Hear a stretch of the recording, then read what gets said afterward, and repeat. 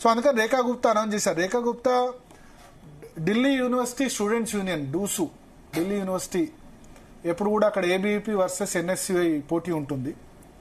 రెండు యూనివర్సిటీలు ప్రధానంగా ఉన్నాయి. జవహర్లాల్ నెహ్రూ యూనివర్సిటీలో ఎప్పుడు కూడా కమ్యూనిస్ట్ ఆధిపత్యం.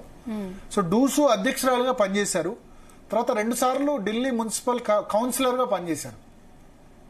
ఇదే ఫస్ట్ టైం షాలిబార్ బాగ్ నుంచి ఆమె ఎమ్మెల్యేగా గెలవడం. లా చదివారు.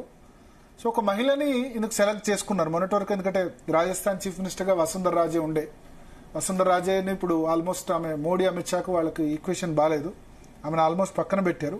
సో ఇంకెక్కడ కూడా ముఖ్యమంత్రి పదవి ఇచ్చే అవకాశం లేదు. ఉమెన్ లీడర్స్ రాష్ట్రాల్లో అంత బలమైన లీడర్స్ లేరు. కొన్ని రాష్ట్రాల్లోనే ఇప్పుడు తమిళసై సౌందరరాజన్ మన తమిళనాడు అధ్యక్షురాలు ఉండే, ఆంధ్రప్రదేశ్ అధ్యక్షురాలుగా పురంధేశ్వర్ ఉన్నారు. కానీ ఇక్కడ అధికారంలోకి రావడం అంత ఈజీ కాదు ఈ రాష్ట్రాల్లో. సో అందుకోసం బహుశా చూజ్ చేసి ఉండొచ్చు రేఖా గుప్తాకు సంబంధించి. అయితే ప్రవేశ్ వర్మ అయితే కొంచెం డిసప్పాయింటింగ్ అని అనుకోవచ్చు. యంగ్ పర్సన్, అరవింద్ కేజ్రీవాల్ కొట్టారు, ఆయనకి ఇస్తారు అనుకున్నారు. బట్ అల్టిమేట్ గా ఇది ప్రవేశ్ వర్మ కంటే రేఖా గుప్తాకు కమ్యూనిటీ వైజ్ చూసి ప్లస్ మహిళ ఈ రెండు కలిసి వచ్చాయని నేను అనుకుంటున్నాను. సో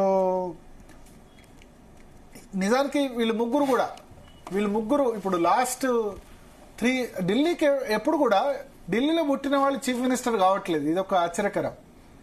ఇప్పుడు సుష్మా స్వరాజ్ బీజేపీ ఢిల్లీలో పుట్టలేదు, హర్యానాలో పుట్టారు.